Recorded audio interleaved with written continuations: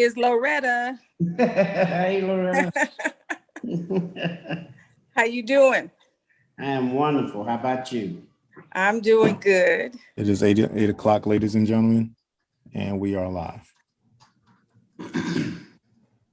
Good evening, NOBCO family, and welcome to this, our fourth fireside chat. We have spent some incredible evenings together discussing some pretty weighty issues that affect Black folk living in counties in America and Black folk living in America in general. This evening's conversation is another one of those. Let me tell you how gratifying it was to see all of you in person in July in Prince George's County. That was tonic for our spirits that we sorely needed. And I, for one, have been able to take that fellowship that we experienced and that we generated in our in-person meeting and use it to sustain me in going forward as a county commissioner in Tarrant County, Texas. Y'all know Texas is not easy. And we're spending a lot of time trying to get her right. But enough of the preliminaries. This is going to be an incredible discussion this evening.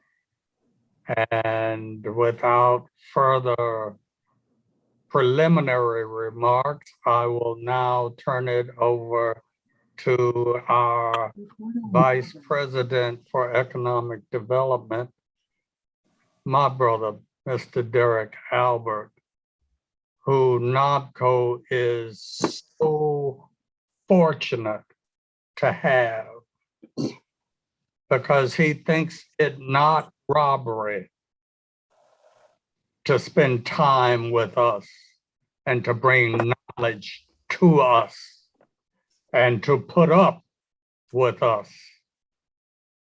Love you, brother. Take it over, Derek.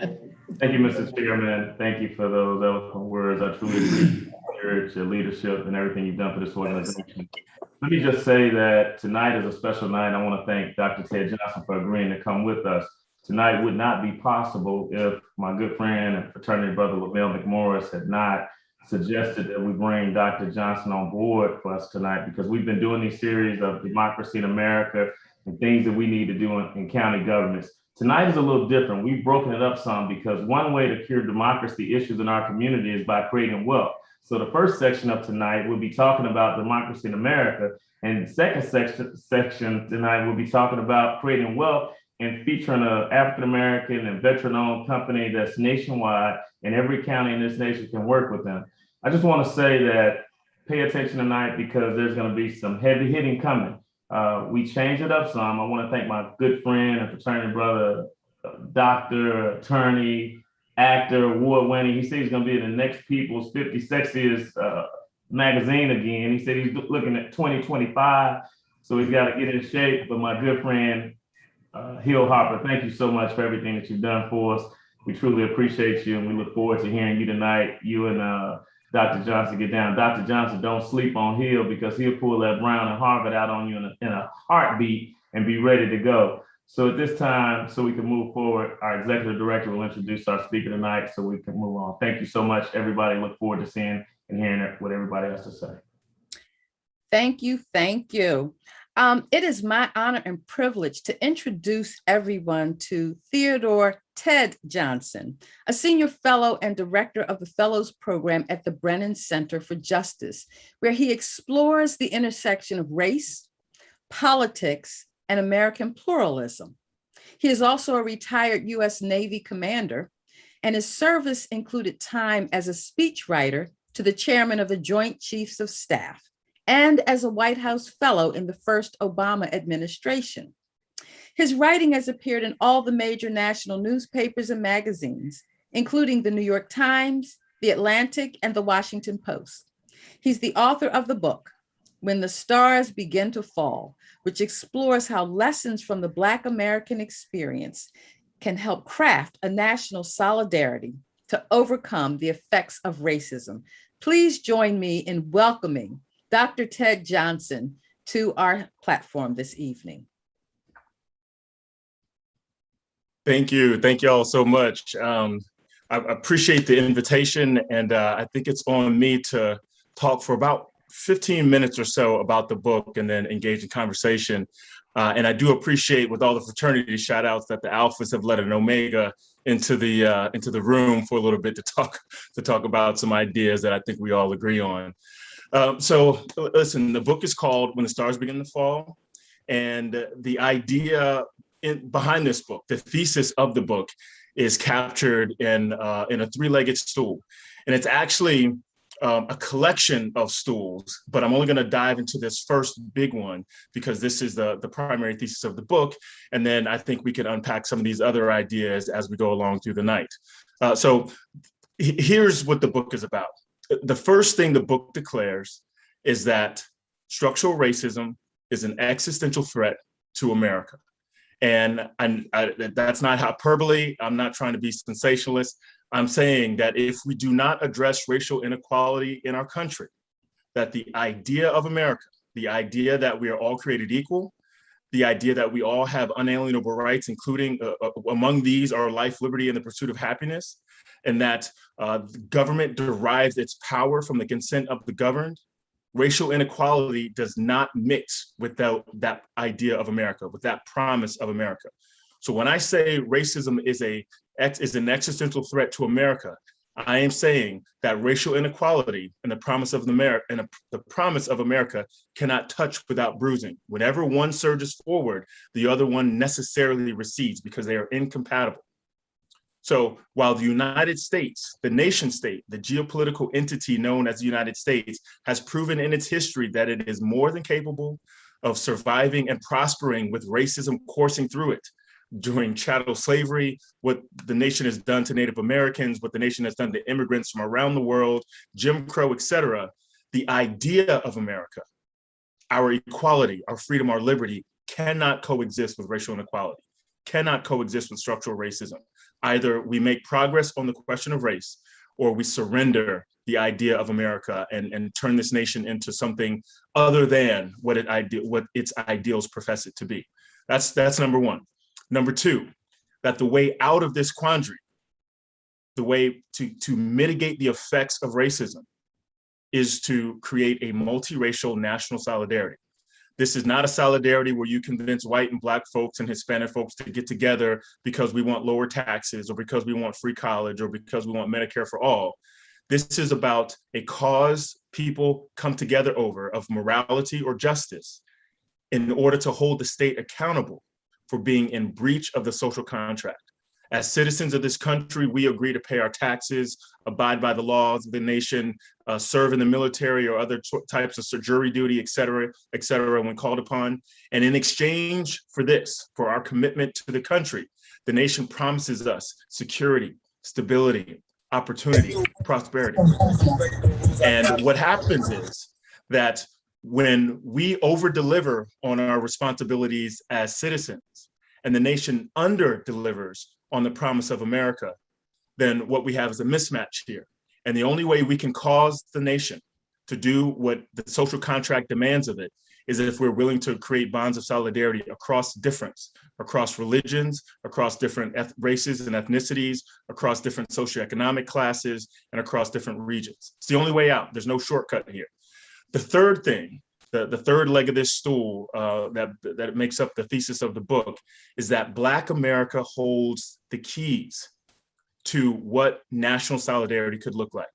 Now, the idea isn't that we exclusively hold the answers, but that we are a people who arrived in this country and were excluded from humanity, participation in this democracy, the ability to access all the rights and privileges of citizenship.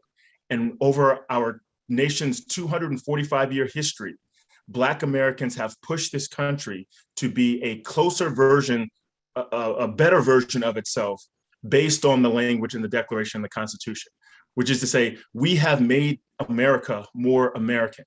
We have forced the United States to expand who participates in our democracy, to expand notions of inclusion in the American identity, who qualifies as a real and true American. And it wasn't a gift to us. This is something that Black folks have worked for, died, bled, and sweat for, persevered for over our nation's history. And so if you want to find a way to create a solidarity that makes our nation a better version of itself, then look to Black folks and the political strategies that we've employed over the nation's history to push the nation in that direction. Now, we don't exclusively hold the answers here. Any group that's been oppressed and marginalized, Native Americans, again, immigrants, women, they also hold lessons to teach America how to live up to its professed ideals. This book is about the particular Black experience in America and how we can help this nation be better, be stronger, and mitigate the effects of racism. Now, so those are the three big ideas that undergird the book. And so I just want to pivot here and tell you a little bit of history that I think encapsulates this well. So when the nation was founded, we all know that these men sat down and wrote that all of us were created equal, and they enslaved people as they were writing this. And that they decided that in order for the Union to be created, that they had to turn their back to the question of slavery. They decided that the creation of the Union, the establishment of our national independence, was more important than living up to the ideals that they had inscribed in the Declaration, that, again, of our equality. 90 years later, they made the exact opposite determination. 90 years later, three, 4, 5 generations later, those leaders decided that the only way to preserve the Union was to abolish slavery. We didn't go into the Civil War because there was a sudden wave of epiphanies among white Americans about Black people's humanity and dignity. What happened was states seceded from the Union. The Union was fractured, and the leaders at the time determined that the only way to bring the Union back together was to finally address this question of slavery, both through the Emancipation Proclamation so that Black folks could help the North win the war, and then through a series of post-war amendments that reunified the country, but on a set of conditions that included the abolishment of slavery, the citizenship of formerly enslaved folks, and then allowing formerly enslaved Black men to participate, over 21, to participate in elections. So how is it that a nation that built itself on the back of slavery, that turned away from addressing the question of slavery at its founding, 90 years later, 1 million casualties, that the nation was willing to suffer 1 million casualties in order to abolish slavery, to reunify the country? The answer is that it was never about us. It was always about political interest. It was always about national interest. And in one instance, it was in the national interest to continue enslavement of Black folks. And in another instance, it wasn't in the national interest to continue enslavement of Black folks. It was in the national interest to abolish slavery. And so we have moved through our nation's history with this in mind, that in order to propel the nation forward, in order to create a more racially progressive society, a multiracial egalitarian society, we can't just make the moral and principled claims about equality, about our dignity, and a sense of agency and participation in our democracy.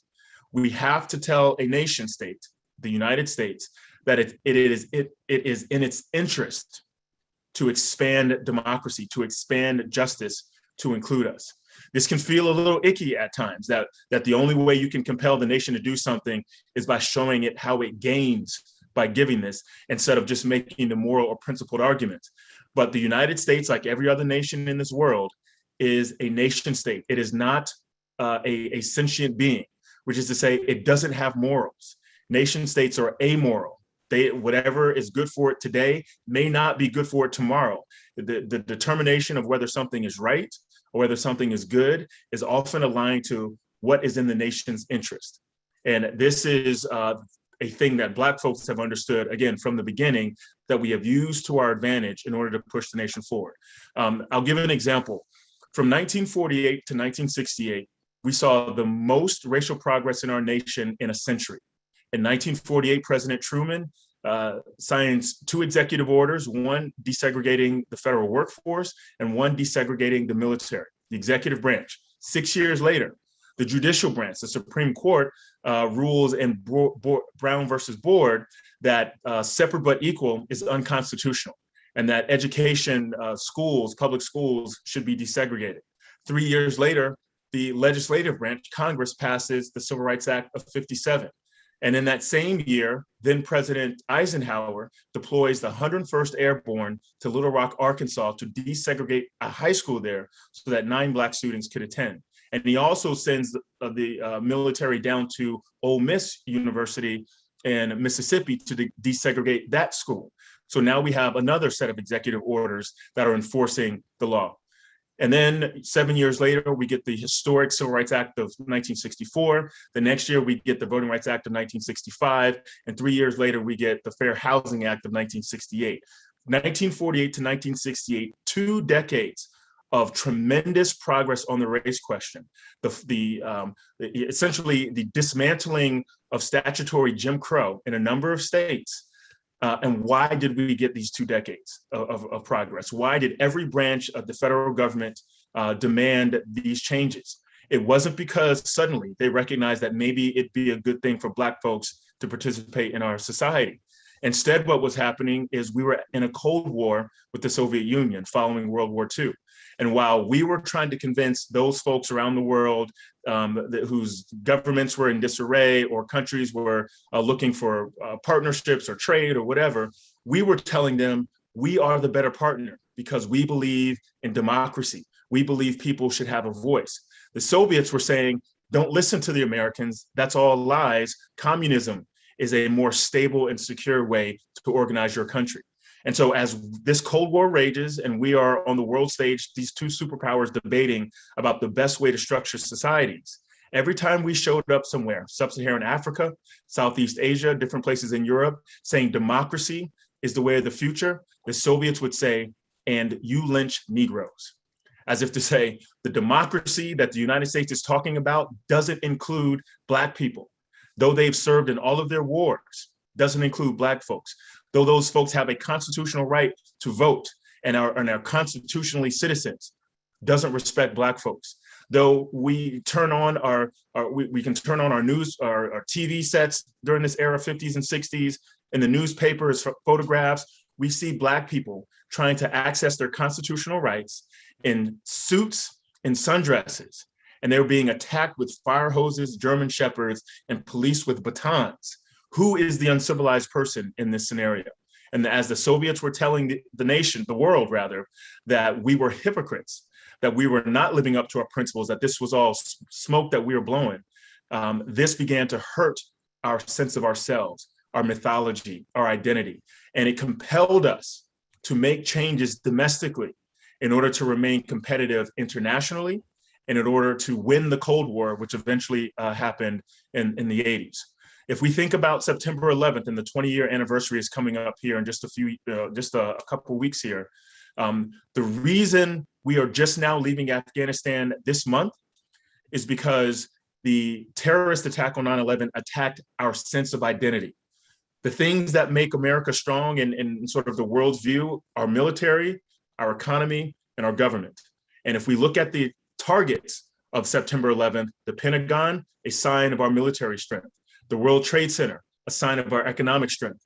And then that Flight 93 that went down to Pennsylvania was headed to the White House, a sign of our democratic strength. It was an attack on our character and our identity. And as a result, we have spent 20 years in Afghanistan, spending resources in terms of economics, but also in terms of blood and treasure of our people. in order to recapture the sense of ourselves, that we are a good and just nation.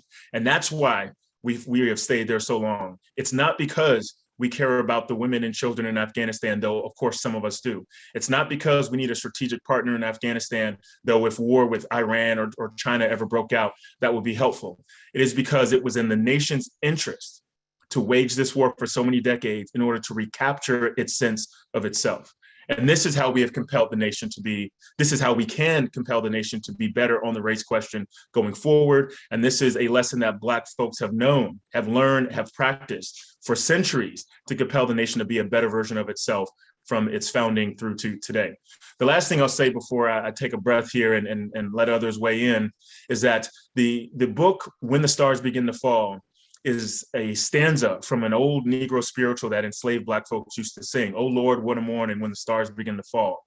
And ostensibly they were singing about the rapture, about the day when all those believers' souls would ascend to heaven and to live happily ever after in the afterlife. What they were really singing about was emancipation. They couldn't sing about that explicitly because when you're enslaved on a plantation, demanding your freedom is grounds for brutality, for punishment, for violence. And so they cloaked their desire for emancipation, for freedom, for liberty, accessing the promise of America in Christian theology. And so this book is a way of cloaking our desire for racial equality, for the end of structural racism, by marrying these desires to the nation's interests, which is the only thing that motivates a nation state to act. When the stars begin to fall, perhaps we figure this thing out. Perhaps we are the first large democratic republic that is multiracial and egalitarian, and the stars fall into place as we live in this nation that has never existed before. Or it turns out we're not the people we thought we were, and that we can't overcome the effects of racism, and it divides the nation once again, and the stars sort of fall out of place as the dream, the promise of America collapses on itself. Nothing about this thing is inevitable. Nothing about America is going to figure itself out. We get to live and enjoy the largesse of a prosperous nation. We will have to fight, just as generations of Black folks before us have fought. We will have to remain optimistic and faithful and hopeful in this thing, just as generations before us have. But we will have to be very realistic and pragmatic about what we are dealing with in this nation if we hope to leave a better version of this country to the future, to posterity, than the one we inherited. So again, thank you all for having me this evening, and I look forward to the conversation. Dr. Johnson, thank you so much. I love listening to thought leadership. I love listening to specific points of view, and I think that it warrants a wonderful discussion. That a group of wonderful panelists will come, and I'll attempt to moderate those questions. But before we get to them, I was asked to sort of attempt to unpack a few things, or allow you to unpack a few things as we go. And so could you help us understand, when you talk about the end of chattel slavery and it being in the Union's best interest of the state of Maine, and some people, and then also that period from 48 to 68, where you talk about the greatest racial progress, there's a lot of folks out there that say, well, it was actually, obviously economic based. All of this is economics. Now you talk about military economy, government, but all of this is economics, meaning it was a point where slavery was going to rip the country apart. The economic wealth that was being created in the South by free labor was literally creating too much power and influence, and that had to end. That had to be broken. And then you talk about from 48 to 68, Black folks worked so hard and created some measure of self-sovereignty that, folks like Madam C.J. Walker or the Greenwood District, or we can go on and on and on, the abject segregation actually created economic strongholds of Black folks owning things, and our sovereignty was actually coming to the fore. So folks are like, yo, these folks are actually becoming sovereign. We need to end that. Speak about that idea as a pushback to the idea that it was about the Cold War or just about, quote unquote, saving the Union. Yeah, it's a good question. And there is no doubt that there's an economic strain that runs through, frankly, the founding of the nation and the decision to keep slavery then, and then the post-Civil War and the decision to abolish slavery then, and then through the post-New Deal era. But here's what I would say. If we were to solve economic inequality tomorrow in this country, racism would still persist. And so the idea that addressing economics alone will sufficiently mitigate the threats racism poses to our country doesn't fully acknowledge the power of social hierarchy, of status, of one's sense of where they belong in a society relative to others. For example, if this was strictly— Does economic power turn racism into prejudice? Meaning, is prejudice such a bad thing? Meaning, if you're able to take the power out of racists, do you then just make them prejudiced people? And then you can deal with prejudice in whatever way you decide, but it's really the marriage of power and prejudice that creates racism. Yes, that's right. That's right. And so, two things here. One is that racism, structural racism, is a product of racist public policy. And so this isn't a function of white folks waking up and deciding they hate people of color and then finding ways to use policy to oppress them. This is a nation for economic purposes, national security purposes, putting in a set of structures that have outcomes that disadvantage certain racial and ethnic groups, that then people come up with ideas to justify that oppression because they're not consonant with what the nation says about itself. The other thing, though, is racism prevents economic equality. And so if we don't address that, then even if we put public policy in place that reduces the racial disparities and say wealth gaps or in pay gaps, et cetera, there is still a social animus, a social capital attached to race and ethnicity that the closing of wealth gaps will actually exacerbate unless we address the root cause of the dissension, which in my contention is that it's racism. So look, let's say if this was the economics question after World War II, or during World War II, but especially after, FDR and Truman would have allowed Black veterans to access all of the benefits of the GI Bill that created the American middle class in the first place. But Black veterans were left out of the mortgage insurance that allowed folks to buy homes out in the suburbs. They were left out of the education grants that allowed people to get college and vocational educations to get stable careers.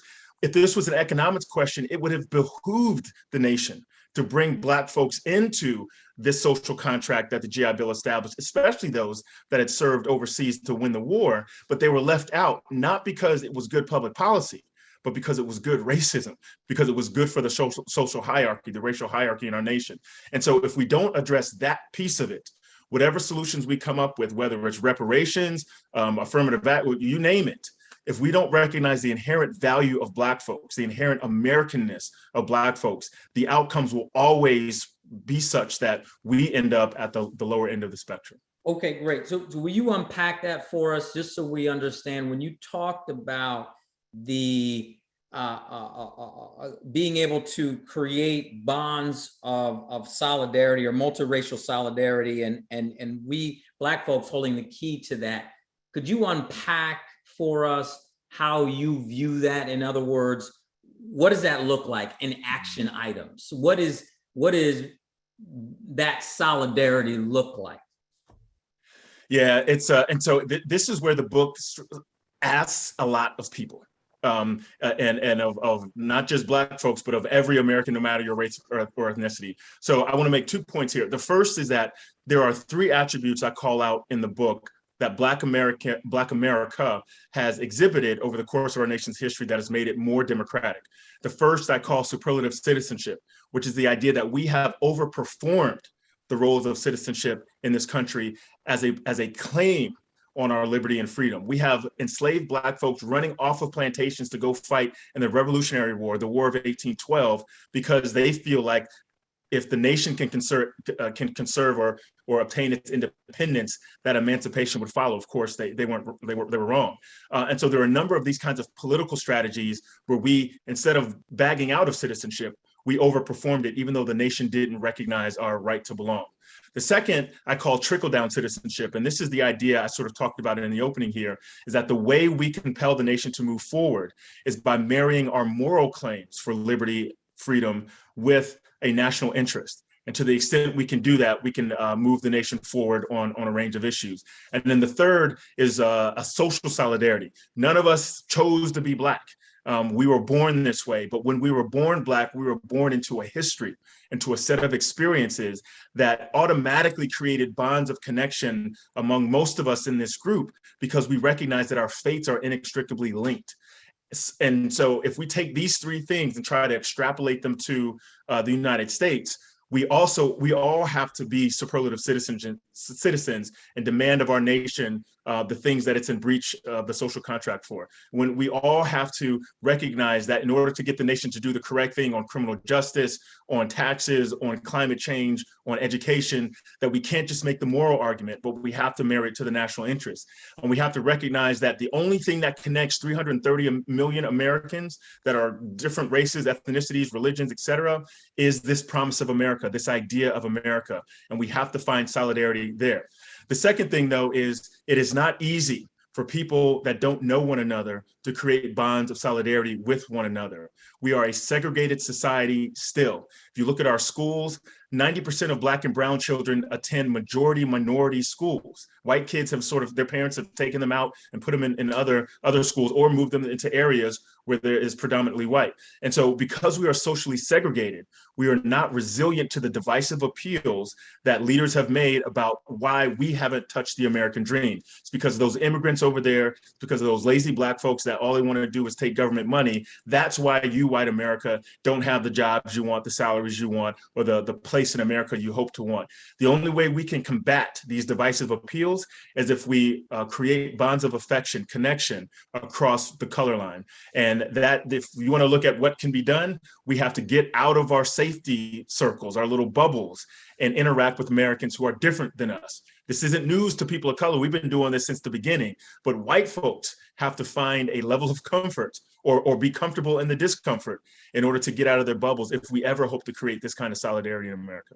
Now, Dr. Johnson, some would argue that that's a somewhat, Pollyannish view of where we're at and what we're going through. And some folks would say, listen, the only time we've gotten the power structure to move is when we actually organized, got our elbows out and fought for it, not asked for solidarity. Some people say that when, this quote from the past 8 years prior to this past administration, for instance, when folks were saying, well, when they go low, we go high, all that does is set you up to get your legs cut off. And you don't bring a knife to a gunfight. We could go through all the different things and say, hey, that's a setup for Black America. If you're going to go out there thinking that folks have your best interest in mind, if you can just convince them that this idea of America is in their best interest, the argument, I think, would be that they know what the idea of America is, and the idea of America that you think it is has never been what they thought it is. And you could say the idea of America is this, and try to convince them of that. And they say, that's what it says in that piece of paper. But we've always known that piece of paper was an okie doke. What would you say to that? Yeah, I would say that piece of paper has been responsible for the emotional appeals by principled leaders throughout our nation's history to move the nation to do the right thing, even if the right thing to do wasn't the reason these folks did it. For example, Abraham Lincoln took the words of the Declaration and repurposed them, gave them meaning that the framers that wrote them did not intend for it to have, but did so as a way of creating public support to go to war. And Lincoln, look, he tried to export Black folks, deport Black folks back to Africa or to the Caribbean. Abolishment was the last straw for Lincoln. That was the last option for him. And that's how we ended up there. It wasn't because Lincoln was principled, but fine. If the way Lincoln gets the war to happen is through the appeals on the Declaration. If you look at Martin Luther King's I Have a Dream speech, he talked about the promissory note. He's basically talking about, we were promised these things in the Declaration and the Constitution, and we have not been delivered them.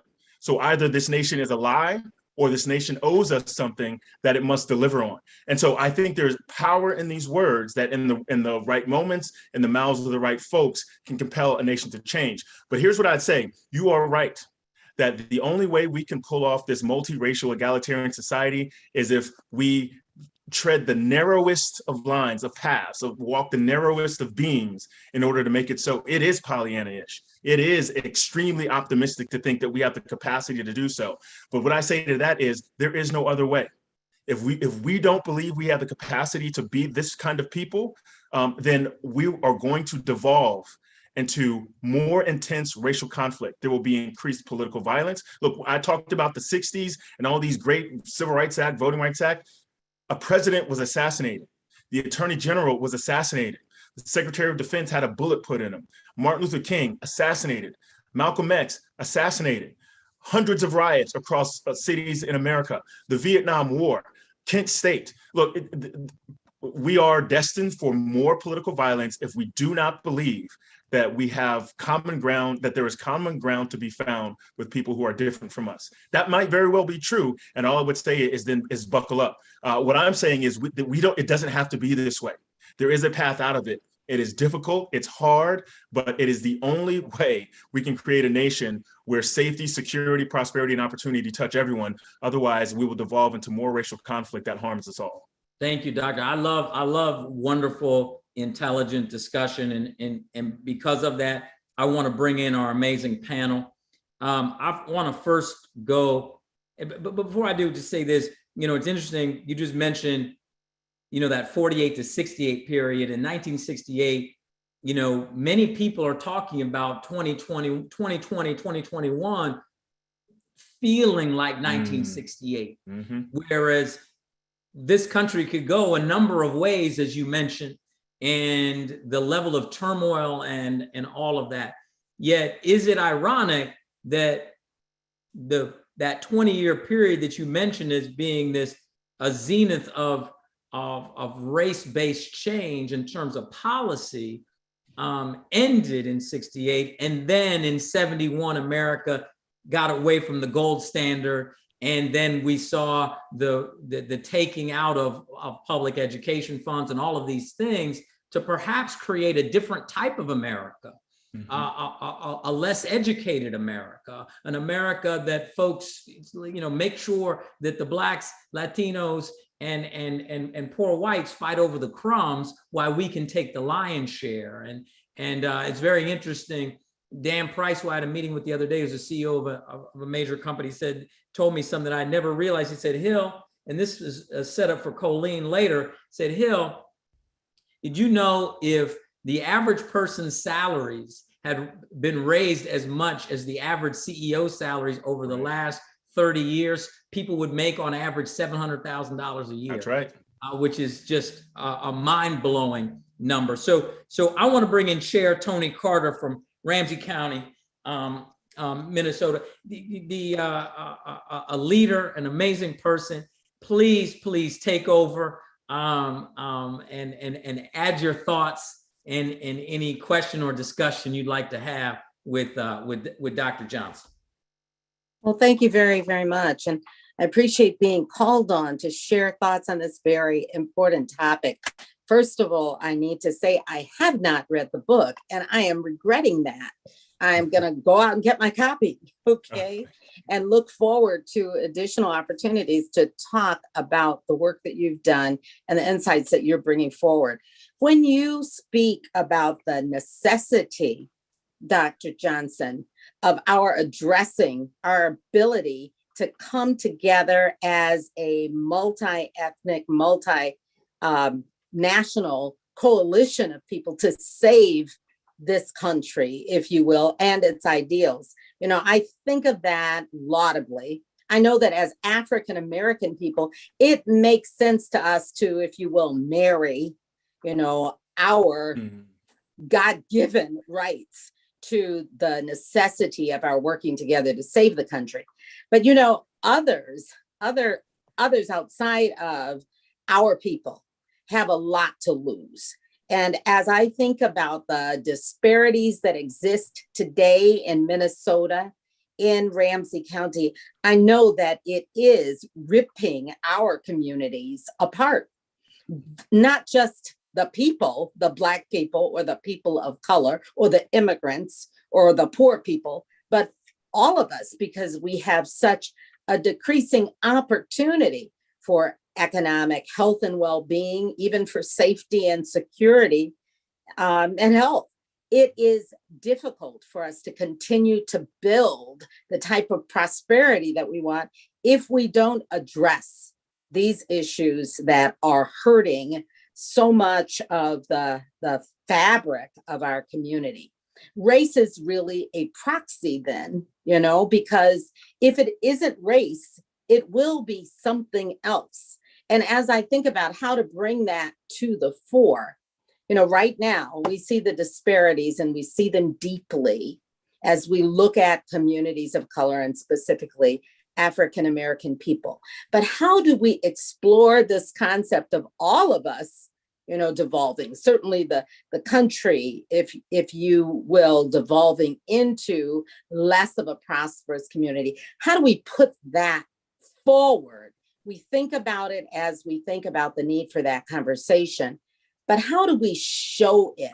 How do we show that truly prosperity and equity go together? Are there examples in your book?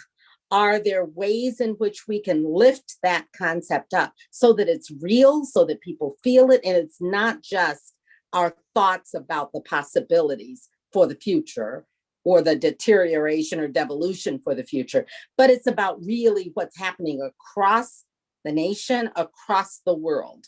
Do we see the equity examples that we can lift up so that we can make that real?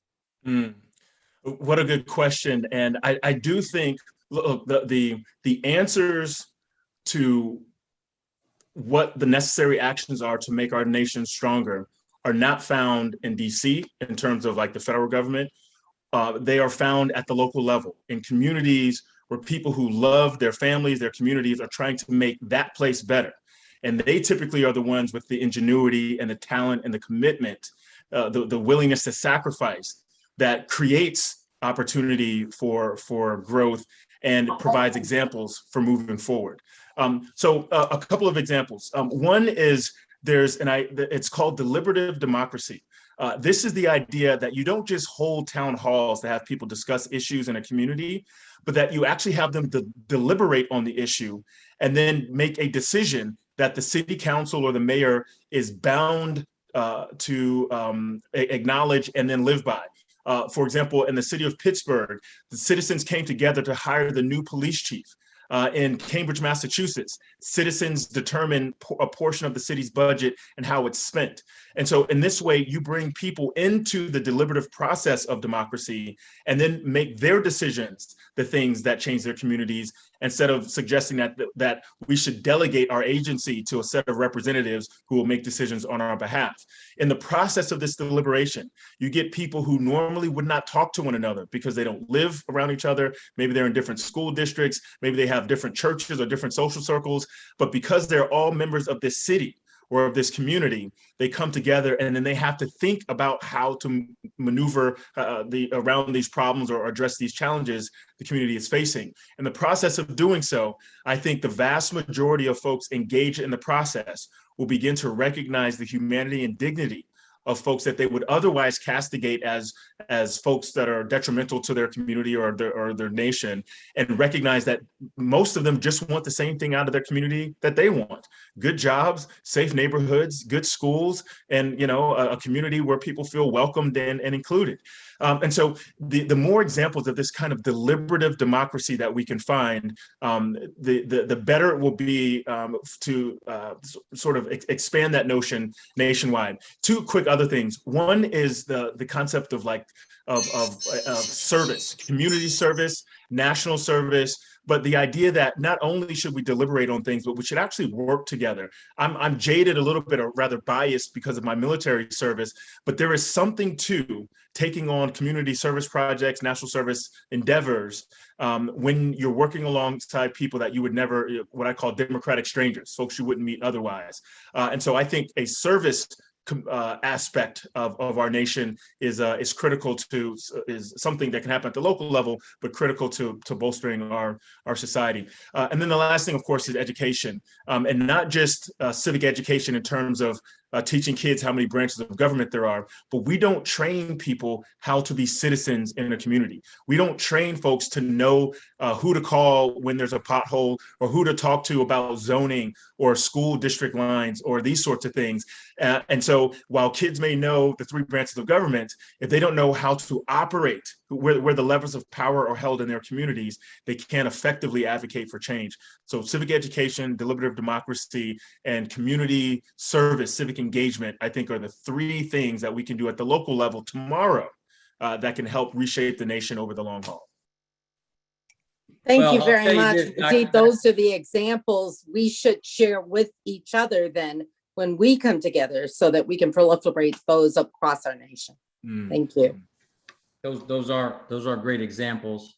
We can't even get people to wear masks. I don't know if we get them to show up for service requirements, but I want to go to Commissioner Van Turner from the Shelby County, one of my favorite counties in all of this great country, great Shelby County. Commissioner Turner, please. Comments. Thank you. Thank you. Thank you. It's been such a pleasure to join with y'all this evening, and I'm learning so much from your scholarship and from this lecture, Dr. Johnson. I really appreciate your work in this area. And I guess as you kind of talk through one thing, it struck me, and this is where I wanted to focus my question on. So when the communist countries were pointing the finger back at America, saying, you say democracy is so great, yet you're doing all these things. You're sicking dogs on innocent bystanders. You're assassinating leaders. You're blowing up churches where little Black girls are going to work in Birmingham. Yet you say we're so evil and we're so ungodly. And so America was embarrassed and, changed its ways. Now we don't have the USSR. And so it struck me that who is there left to embarrass America when America does not do right by its citizens? You don't have the communists to be the would-be powerhouse that could take over, the world and capture the imagination of the world, to say that this is a new form of government. And guess what? We're going to give Black and brown people their rights, and we're going to give them equity and a fair shot. And so America is no longer embarrassed by the USSR. And so that's one thing. I don't think the Taliban can embarrass America, right? Al-Qaeda can't embarrass America. There's nothing out there that can do what the USSR could do back then. And so, do we have that? Do we have something out there that can embarrass this country into doing right? And the other thing that I thought was, when we looked at the protest last year, we saw a lot of young white people out protesting, locking arms with their fellow Americans to protest George Floyd. And so I thought, could this be what could embarrass the country? The grandkids out there marching and protesting, taking the hits. Would this embarrass their grandparents and their parents into doing right? But is that something that we can look towards either? Because many of the hippies of the 60s and the 70s grew up, put on the business suits. Now they're leading Microsoft and leading these corporations, and nothing has changed. So they were out protesting the Vietnam War with the long hair, make love, not war. But now they have their business suits on and they become the oppressors that we're protesting against, if you can kind of, look at that. So where do we go from here? Who can apply the pressure to make this country do right now that the USSR is gone and now that the hippies of old have become the business people? So where do we go from here? Yeah, it's a great question. And I will tell you, a lot of folks, including lots of historians, political scientists, say that the one thing that rallies the nation like no other is war against somebody else.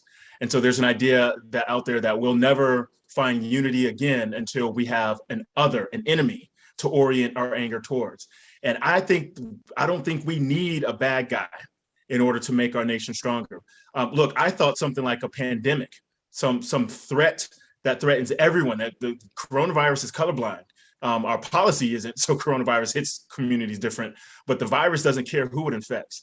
And that wasn't enough to bring us together, not around masks, not around social distancing, not around vaccines, none of it. It's increasingly divided us.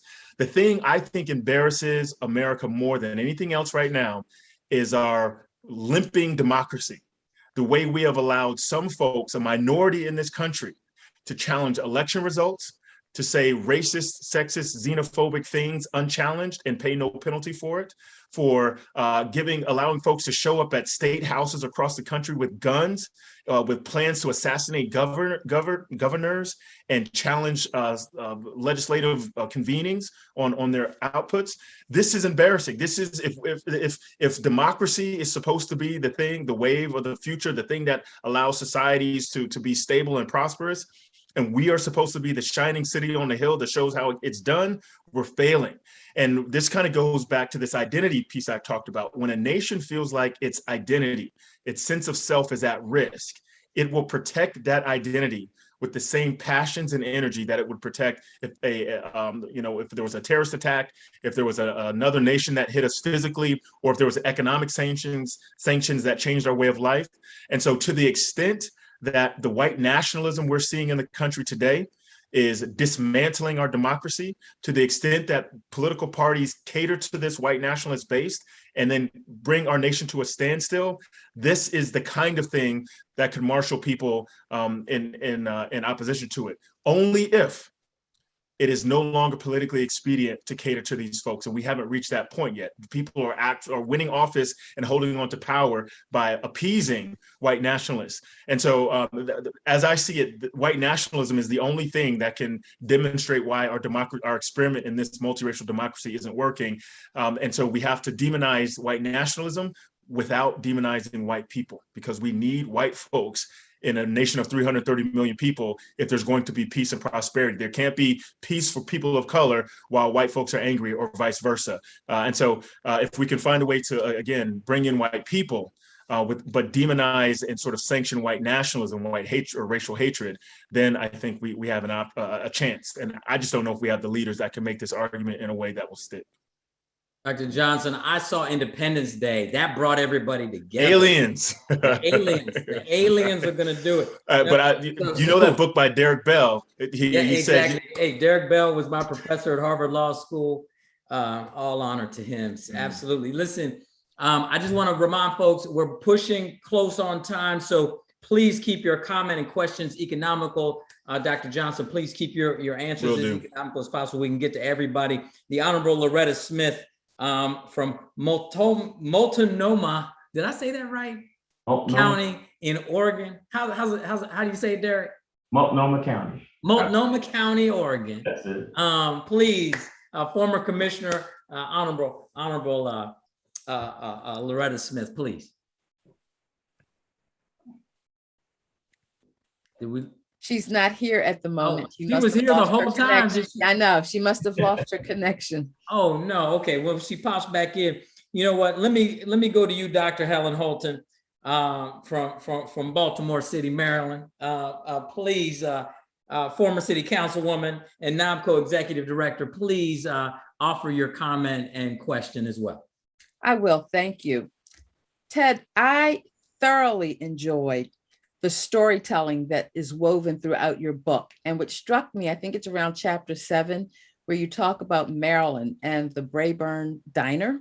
And that piece of history that I wasn't aware of.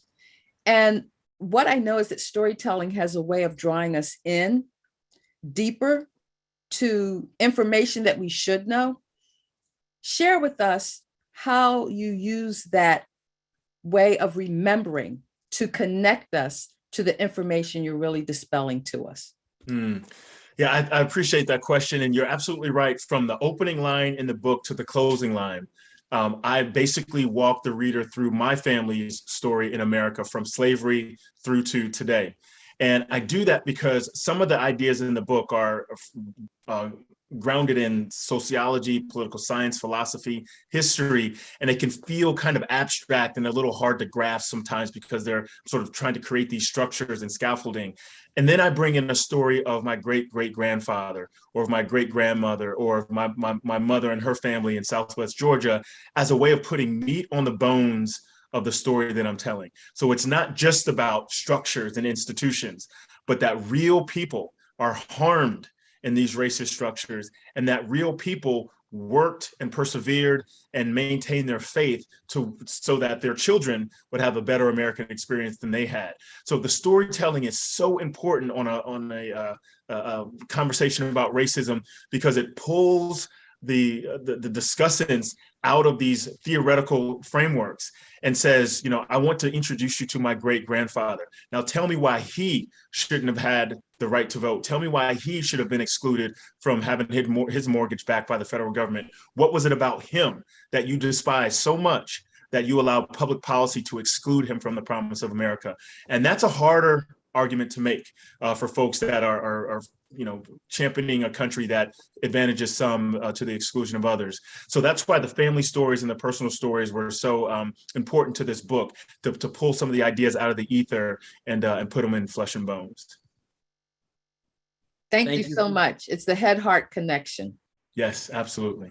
Thank you for that. The Honorable Loretta Smith is back with us. Please, your comment and question. Thank you. Thank you so much, Hill. And thank you, Dr. Johnson, for doing this book. I'm out here in Portland, Oregon, so I didn't get an opportunity to see folks like you so much, but I really enjoyed having you and hearing you talk. So let's go back to something that you talked about earlier. You talked about Afghanistan. How is the Black community supposed to really feel about President Biden leaving Afghanistan? What does that mean to us? Because we've had some of our friends and our family die over there and trying to, what we thought they were fighting for democracy. And you were basically saying that this is national security. We were basically trying to, hold our face together to say we're still strong and we're going to stay over here for 20 years. But if you look at the history of Afghanistan, they've always been under some kind of regime or someone else. Mm-hmm. They have China to the east, and they have Iran to the south. They're landlocked. So why should we even care about Afghanistan? Right. It's a great question. And so I think the one thing Black history recognizes in Afghanistan is that the United States is leaving the human rights question on the table because there's no longer political will or in the national interest to stay. The United States is not worried about the Taliban creating another Al-Qaeda that then conducts another 9/11, certainly not in the short term. The United States is not worried about the, China to the north or Iran to the south to the extent that we would maintain a large force presence in Afghanistan. So because the national security threat from 2001 has been mitigated, because the will of the American people is no longer aligned to us being in Afghanistan, the nation has decided to leave. And all of those women and children who were persecuted under the Taliban's previous rule are going to be left back with that rule. And we are turning our heads and say, look, we've done our job over there. And it's the world's job to ensure human rights violations don't happen. It's not just ours. Black folks know this well because the United States turned its back on us after the Civil War and allowed the Redeemers and Jim Crow to run rampant through the South and deny us our human rights, our civil rights, because it wasn't in the national interest for it to expend resources and personnel and time, et cetera, there. So Black folks should look at this as a lesson of how nation states operate. And it kind of goes back to the point I was making. If we only make the moral argument, genocide, women's rights, the rights of children to go to school, et cetera, and say we should send large forces of troops and ships and stuff over there to protect this, it's not going to be enough to keep the nation over there. The only way we stay, the only way we'll intervene in a genocide or return to Afghanistan is when we can marry our moral desires to the national interest. And this is, again, a lesson that Black folks have. And so this is proof positive that the lessons we have for America are ones that the nation would do well to recognize and acknowledge. And I know some of the sitting commissioners, they're going to be asked questions about this new $3.5 trillion that's going to be spent in infrastructure, actually in human infrastructure that passed yesterday. Mm-hmm. And so just because of this whole Afghanistan conflict, I would have no problem with telling folks, yes, I have no problem with the president and our House of Representatives passing this $3.5 million bill. Number one, we're going to get preschool. Two, we're going to get child care, elder care. We're going to get expansion of Medicare. And I think all the money that we've spent in Afghanistan over the last 20 years, if we had invested that in the infrastructure of our people, that we would be further along than we are today. So I don't want y'all to take any, give any pushback to folks who say, do you support this bill? Because I think it's important. I think we have to do it. And then we got to come back in September and get the bricks and mortar to make sure that we can build our roads and our rails and our airports and all those things. Because if we don't, we're going to be behind, and our children and our grandchildren are going to be paying for it. So we need to invest now and today and stop, investing in wars and invest in us. Absolutely. So next, I want to go to the chair of the County Commission of Montgomery County, Maryland, Craig Rice. Well, thank you very much, Hill. And I'm going to try and put this question out there quick. So Dr. Johnson, look, I'm from the South. My parents are, my mom's from South Carolina, my dad from Hampton, Virginia. On my mother's side, my grandmother and grandfather had 14 children, all of which they insisted go to college. So back then, right, the value of education and the understanding of how important education was tantamount. We don't see that in the Black community any longer. And we see that, especially in our communities that struggle, while we talk about the fact that education is important, we also allow our children to not always go to school. We have a lot of challenges that we face. And then we also have a school system that is not supportive for what our children need as well. So it couples on both sides. So you have these students that are trapped in the middle of families that are disconnected from the importance of education. You have education that is not speaking to them and is really not giving them what they need. And there is no future that they see in it because they don't see Black teachers that they have, especially male Black teachers. Where are we when it comes to the state of education as an important factor in the Black community, understanding that we've just had one of the largest incoming classes at Howard University? Are we in a place to where we're starting to see that renaissance of education being important to the Black community again? Are we still stuck with the challenges that we've seen over the past couple decades? Yeah, and so I think what we're seeing is many Black folks have lost faith in our public school system. Because again, most Black children attend segregated schools.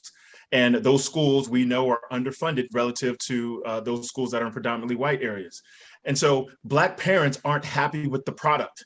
They're paying the taxes, they're voting in the school boards and for mayors and governors, et cetera. And then their children they're not better educational outcomes. The high school graduation rate has increased, but the educational outcomes in terms of reading level, math levels, et cetera, are not improving, and certainly not to the level that we see in white communities. And so it used to be 5-6 decades ago when my parents were coming up, that if you got an education, that was your ticket out of poverty, especially in the South. Now, education, that's not a silver bullet anymore. Everyone has a high school education, and a lot of people have bachelor's degrees. And so that's no longer a guarantee of a middle-class lifestyle. And so Black folks have invested in this system as you said, it has not invested in them in the same way, and it certainly hasn't rewarded our efforts in the same way that it does others. This is why we see a rise in homeschooling among Black families. This is why we actually see more Black families preferring school choice over public school system, the traditional mandatory school assignments. Because if you're going to send my children to a bad school, at least give me the choice of which school they go to, instead of shoving my kid into the closest one to the neighborhood. So what I think about all this is that I do think that Black Americans are taking more, or having more agency in the education that their children get, K through 12. And then I think that extends into the university level. But I also think they recognize that the education writ large is not doesn't pave the way to the American dream in the ways that it used to. And they're still wrestling. We are still wrestling with, what does that mean then? What is my way out of this if it's not high school and college? What do I tell my children? And this is kind of why I wrote the book. The easy question, or the easy answer, is to come up with better education policy. The harder answer is to create a society when children are left behind, no matter their race or ethnicity, that everyone gets angry about it. And everyone recognizes that our economy and everything else is harmed as a result. But because we have this hierarchical structure, that's a hard argument to sell many times. Thank you, Dr. Johnson. Last but certainly not least, we have the Vice Chair of Orange County Board of County Commissioners from North Carolina, Renee Price. Thank you. And I'm chair now, finally. It took a while. You're talking about racism. Thank you. I'll admit I haven't read the book, but thank you for writing the book and for addressing us this evening. I would say that, I appreciate the way that you have framed it in talking about the America as an experiment, and the experiment that is in some ways failed, and for some has been successful. I'll skip some of my comments based on the hour, but I do see that, as people always say, history repeats itself, and I'm seeing this happen. I mean, there have been ups and downs for Black Americans over the decades or centuries, actually, after the Civil War, the Harlem Renaissance time, and then you come to the 40s and 50s and the 60s, and I'm a child of the 60s and early 70s, so I clearly remember that. And what I also appreciated was what you were saying about, the marrying of morality with the story. And what I would like to hear you emphasize more, and this is more of my bias, is African Americans, Black Americans, actually controlling the narrative, directing the narrative of what America should be. Now, maybe our values aren't what the majority says are the values of America, but I see it as since we are America, then we also should be part of determining what those values are. Mm-hmm. Absolutely. And look, North Carolina is my home state, so it's good to see you. So this is the thing there are lots of folks involved in the civil rights movement. Of course, Martin Luther King is sort of the one we all call on when we start talking about it.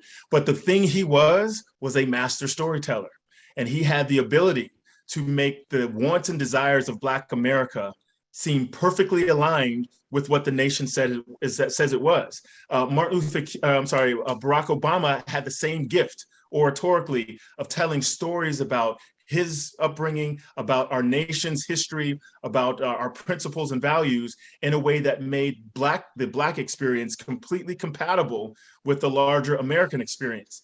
King was assassinated, and frankly, the election of President Trump was a reaction to having a Black man and his Black family in the White House for 8 years, which is to say, the times when Black Americans have been the most successful in showing how everything we want is perfectly aligned to the American ideals that are in our founding documents, and that the things that are happening to us are the things that are actually un-American, that there is a backlash to that there is a rejection in our nation when a Black face is put on American values. And again, this is why we can't shortcut our way through this problem by just talking about policy. We also have to, in addition to talking about policy, I'm not suggesting we ignore it, but in addition to talking about policy, we have to talk about our character, our identity. Is when Americans were asked, what does a prototypical patriot look like? Only 2% of them said Black. We still are a nation that thinks the prototypical American is a white Christian man. And as long as that is the vision, whenever there is a Black face that is either the voice of America or challenges the principles of America, like Colin Kaepernick did, then they are scapegoated and sometimes violence ensues. So I absolutely agree with you that not only should we tell the Black version of American history, but show how Black America is completely compatible with the larger national narrative, and compel the country to recognize that there's no distance between who we are as a people and who this nation says it wants to be. Thank you, Dr. Johnson. Let me just say one thing to all of our members. Every member and every attendee at our conference in April will receive a copy of Dr. Johnson's book. And we hope to have Dr. Johnson at our conference April 20th through 24th in Memphis, Tennessee, Shelby County. We will be sending you a formal invitation. Thank you so much for tonight. Don't leave us. We're getting ready to go into phase 2. We'd like you for more comments from you. This time, Dr. Harper, please go forward. You know, I want to bring forward a hero of mine. I'll tell you, when we talk about the imperative of business leadership mixed with science, intellect, Colleen Payne Neighbors comes to mind. You know, she represents the best of us, and she represents job creation through her companies. She represents leadership by wanting to save us and our health. And she represents just the fantastic work of saying, hey, as a Black-owned, veteran-owned company, I deserve government contracts just like these other folks. And being able to stand there strong and submit these RFPs and to get these contracts and to create jobs is what she has been able to do and continues to do. And I hope that anybody listening right now who has not met with her company, please seek her out after this is over. Certainly you'll want to after you hear her speak, but please, this is the type of business person we need to support to create jobs and also to create health in our community. So please give it up for Colleen Payne Neighbors. Wow. Well, Hill, that gave me great joy and peace in my heart to hear you say that, because it has been truly my pleasure to be in your space, and I thank you for that. And thank you all for inviting me here this evening. And I am here to discuss just a little bit about me. MCI is 25 years old.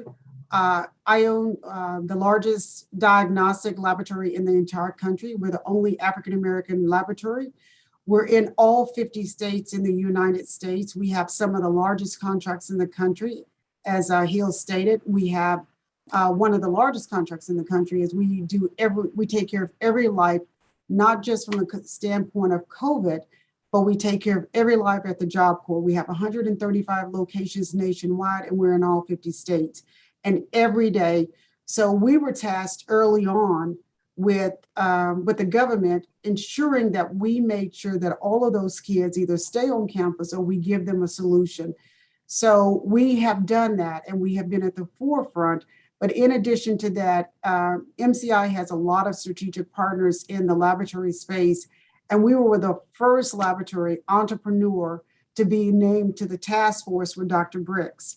And in addition to that, the reason that our fees are so much higher today is because I was the only entrepreneur on that call that said we could not support a nation on the fees that were being provided at that time.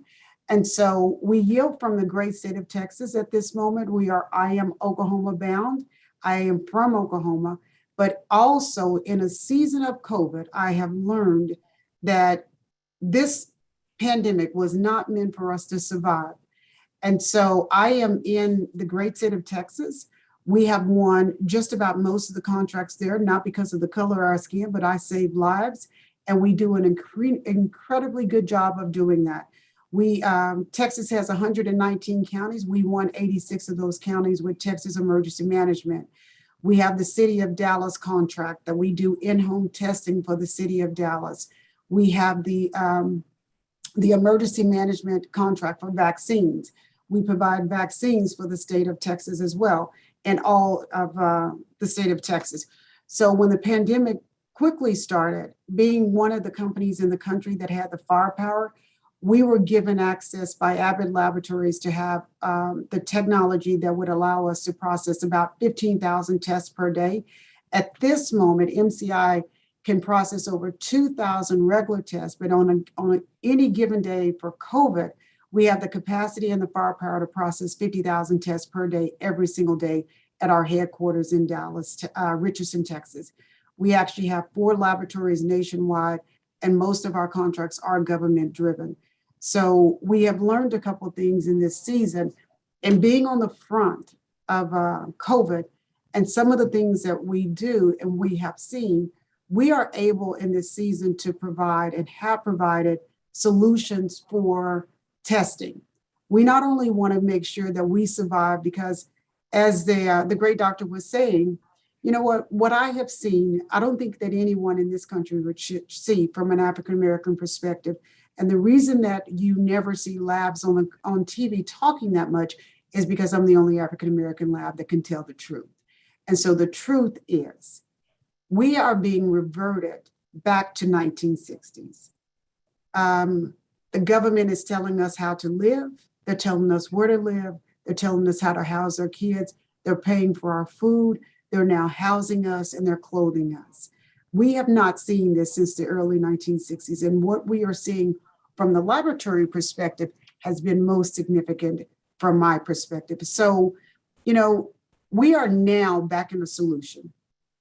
Where we are today is that we have no one uniform thing on how to survive. But what I will tell you is that we cannot afford for this country to shut down again, because the people that lose the most in this shutdown are the people of color, the people that look like me, the people that look like my mom, people that look like my sisters in my family, and the people that look like you on this screen. So we have spent the last almost year and a half, a lot of our own money, marching around the country. We are service disabled veteran owned. We're Hub. We're North Texas. We're minority. We're every accreditation that you can potentially have in this country, and we win RFPs. But it is no easy feat, because Black people are not supposed to make the money. If you make more than $50,000 on a contract, you are given the right not to succeed. And so the moment that they realize that, you fight to be who you are.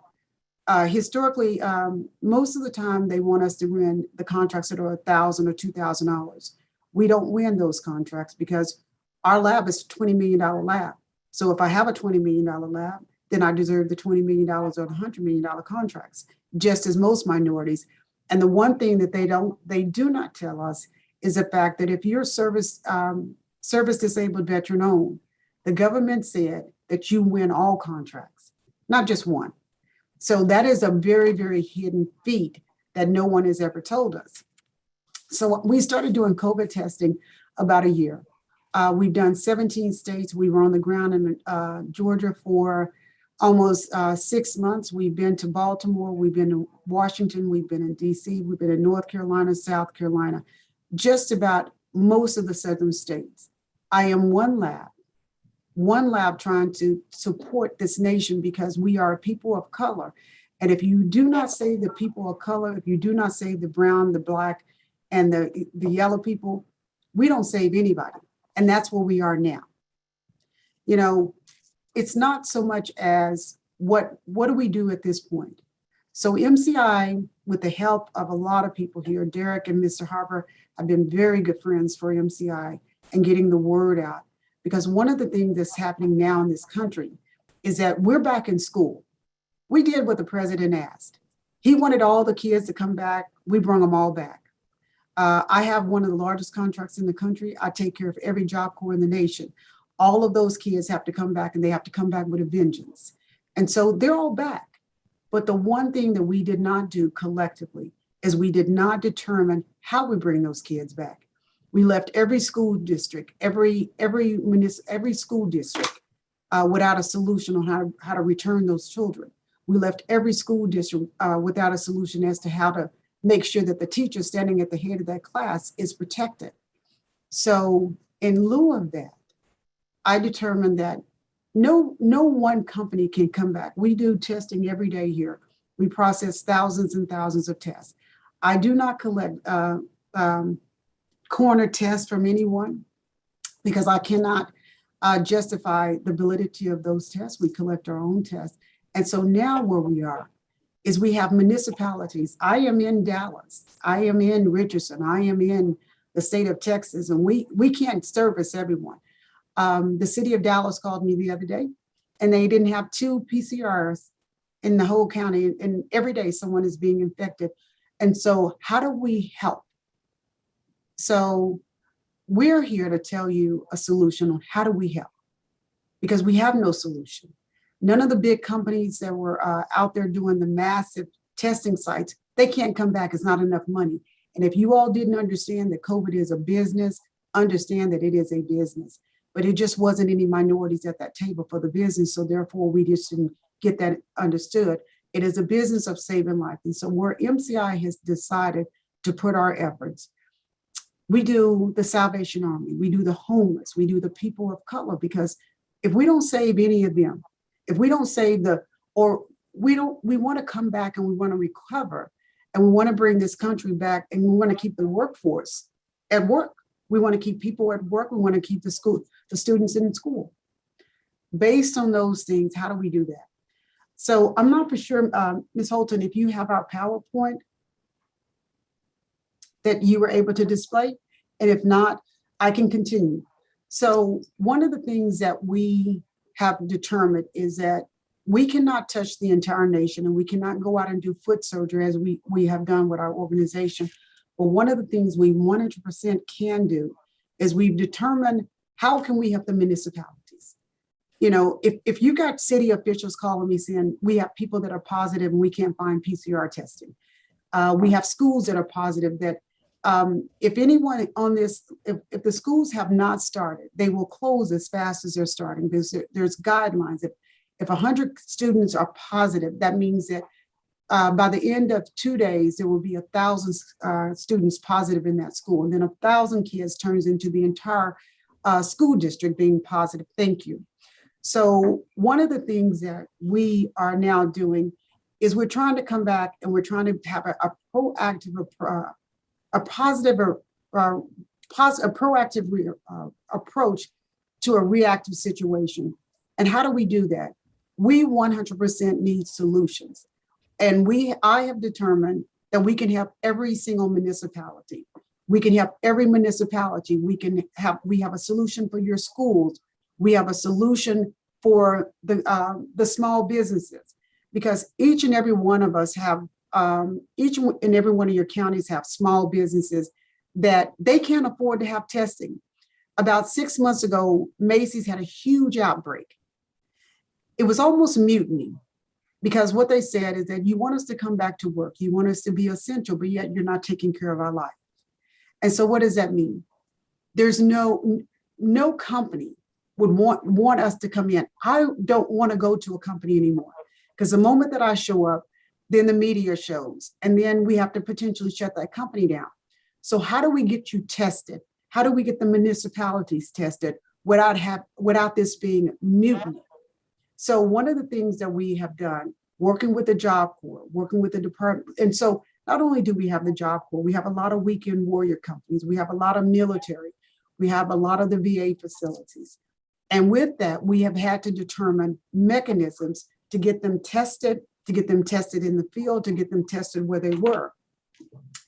So working with the Job Corps over the last year, we've determined that we put together a kit.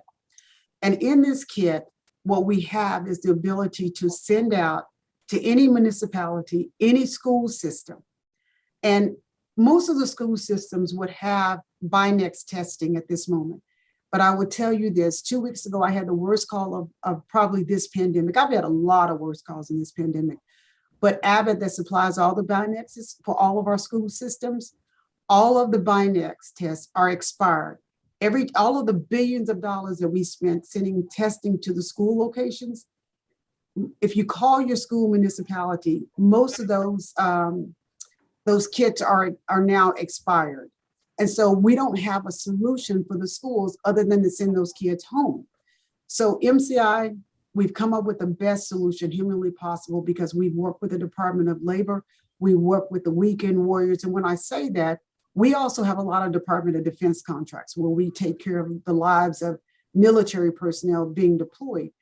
And one of the things that we've done is that we've come up with a solution to send out kits, to send out, actually, Ms. Holton, I can just show it. I can just show what we're doing. And I can save you. I'm good. I can work on the fly. Trust me, I talk a lot, but I can definitely work on the fly. Okay, so you guys, you see this box right here? Okay, this is one of the things that we're trying to show you. What we've put together is an actual kit that you can send out to any municipality. You can send out to a small businesses because see, 60% of our small businesses, mostly historically minority, most of our businesses have been shut down. We've lost our businesses. 60% of the minority businesses doing this last year with COVID have gone under. So we no longer have those businesses couldn't afford to stick around. So now, how do you support your constituents in your area? You know what? Because every day that they come to work, they're going to have an outbreak. And if you look in any area that you're in, where you used to see all those pop-ups at, all the pop-ups, how many of you guys, just show of hands, how many of you see a pop-up like every 5 miles now, every mile? You don't, oh, you still see them. Great. You're going to be the two of you guys are the only ones that are going to be seeing pop-ups, because unless you are doing a lot of business, we don't have the pop-ups left. They're already laying off people. So what we determined with the Department of Defense and with Job Corps is we send you out this kit. This kit goes all over the nation. It has actual instructions in it. It goes to the school municipalities. You have a PCR test. It goes to your small businesses. Inside of this, if you look at this QRS code and just put your phone up to that QRS code. Okay, can you guys see that? Yeah. Loretta, go ahead and grab that phone for me. Okay, if you guys grab this phone, it's going to 100% take you to our website. That website is going to allow you 100% to go directly and register on a website, and it's going to let you register. Inside of here, those little kits that are so hard to find, I'm going to send you out 100 swabs. I'm going to send you out 100. I know, Loretta, you're smiling. I always love when I have a great idea and somebody just going like, Lord, have mercy. I should have thought of this, right? We're going to send you out 100 tests. And then if you need 500, I just ordered 200,000 because I got to support us. We say that we are a lab for us, by us, and saving us. And Roy, you and I have not met, but you are in Tarrant County, and I just figured that out there. So this kit right here, we put together 200,000 because see, I can't come out to you guys anymore. I cannot come out. And then what we do is we send you a FedEx label. You put it on this box, you send it back to me. And in 24 to 48 hours, I can process how many samples here? 50,000. I can't save everybody in the world, but I can save some minorities in this season. Now, this goes out. So what does this do for your areas? For every business that's shutting down, for every school system that doesn't have a solution, if I implore you tomorrow to call any school system that you have in your district, they will not have a solution, nor will they have a plan. And the plan is, if that kid comes in positive or that kid comes in with a test, they will test that kid. They would tell that kid to go home. Then the kid has to go home and infect the entire house. And then the school teacher is infected. All that you need. And so the Binax kits that they have, Mr. Jones, they're all expired. There's not a kit in this country that you can buy from Abbott. Now, I am a very strategic partner because I make Abbott a lot of money. So every test kit in the country that most of these schools have were sent last year. They were commandeered by the government. So the schools didn't have anybody to test. The school kids went home. So the kits only lasted, they are EAU, their emergency use authorization. They only lasted 6 months. You cannot use them on the kids. So what we decided, how do I reach us? How do I save us? And how do I make sure that those students and those small businesses stay connected and stay on the job? Here. Ingenious, right? So you send this kid out and we talk, we save lives, we save American lives, we save the brown lives, we save the kids, because you know what? We have so many businesses that call us every single day. I'd rather take my 200 kids, and we're ordering 50,000 a week. Because see, I'm not the collection side. I'm not the girl that sat on the side of the road with the tent with the people that were sending back to the lab. I am the lab. So with that being said, we have a lot of technology, right? Because I have a lot of strategic partners. Now, Derek likes this kid. He's just salivating. When he saw this, he's just salivating. This kid here is a Quidel kid. For the homeless population that we have that we can only touch once. I do all of our Salvation Armies here, Mr. Brooke. Every single one of them, MCI do. We do all the city testing. This is a quick test. If I can't find, let me just hold it up for you, Loretta. Loretta got a camera out. She's taking pictures on the Zoom. Okay, listen. So this test right here is a quick in-home, it's an antigen test. It'll tell us really quick where we're at. For the people that we can't find, for the jails, the prisons, for your employees. Now, this test, Derek, don't salivate, this is new.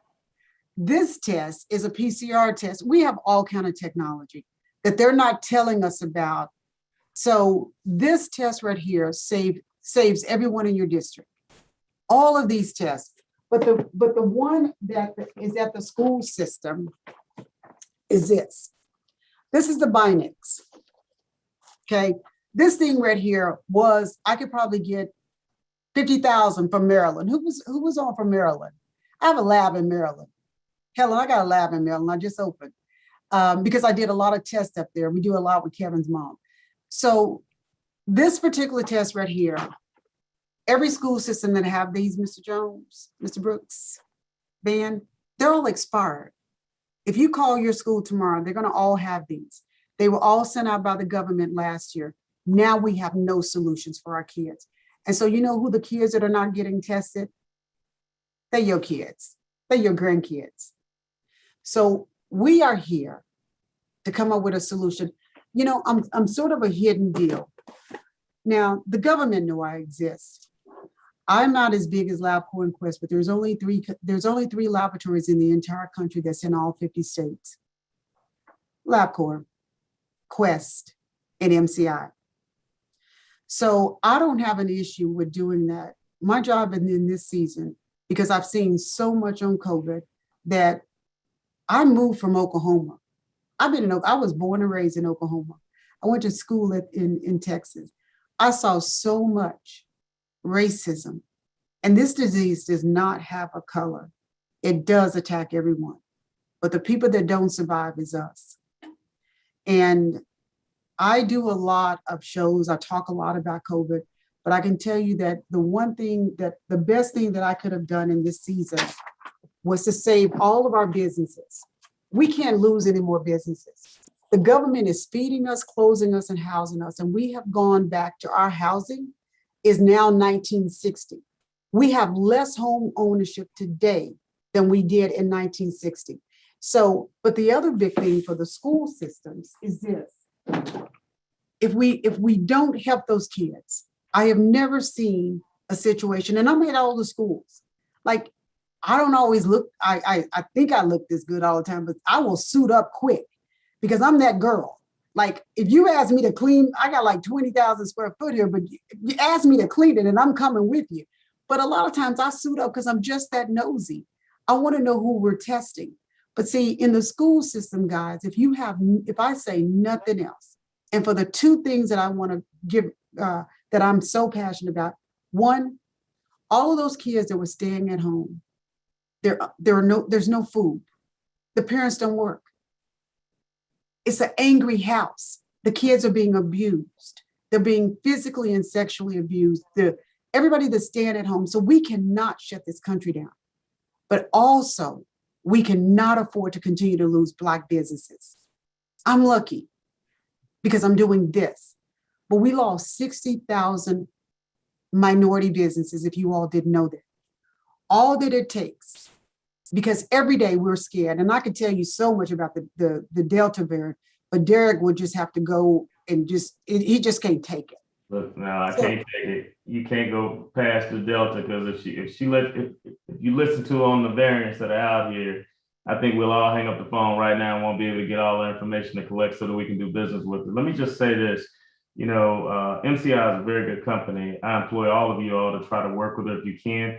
The one thing I will say, beyond the vaccination, the vaccinations and the collective COVID test kits that she has, every one of you has a county jail. And when you have those contracts with WellPath and other companies that do the healthcare, and they claim they can't have minority inclusion, she can do all of the testing for every prisoner, every jail inmate that they test every day in those jails. And she's certified in all 50 states around this country.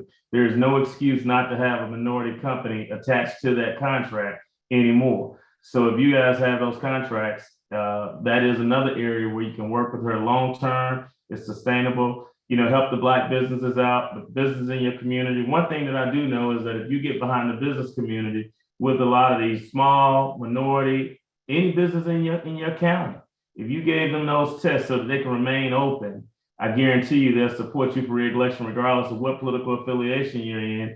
And if you make sure all of the kids in our community had those tests, because they're not testing kids properly, and we need to make sure our kids are safe. Colleen, thank you so much for participating with us tonight. We showcase your business. We appreciate you. We look forward to doing more business with you and working with you all throughout this country. At this time, Pastor, I want to bring up Derek. Yes, sir. I need you to put me and Colleen together.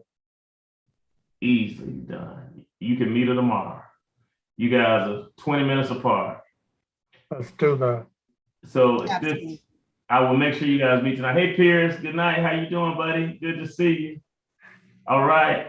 So at this time, I want to bring up our distinguished president. I see our president emeritus, Harris County Commissioner Rodney Ellis. If you want to say something before our president closes us out. We know you up in New York with that Syracuse song. So Hey, I'm sorry I couldn't get on earlier. I was taking my wife and my daughter and her roommate out. But look, this is timely. It's important. And I'm just glad that the leadership of our organization, Derek, with you at the right there, holding our hands, would give us this important information. So thank you. I'm not going to be long, since I want to pay respect to our organization, at least step on briefly. Thank you so much. Hill, thank you so much for tonight. Another well done job, brother. We really appreciate you. Outstanding work. Thank you so much. We appreciate you being on all of our conferences and our chats. And now the chairman of Shelby County for probably 2 more days, and the honorable just a few more. of the National Association of Black County Officials, my good friend, Honorable Eddie Jones.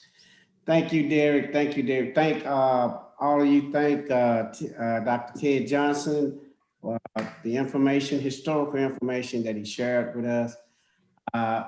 And to all of the Honorable Craig Rice, Honorable Renee Price, Tony Carter, the Honorable Rodney Ellis, the Honorable Van Turner, Honorable Ellen Holt, and the Honorable Roy Charles Brooks.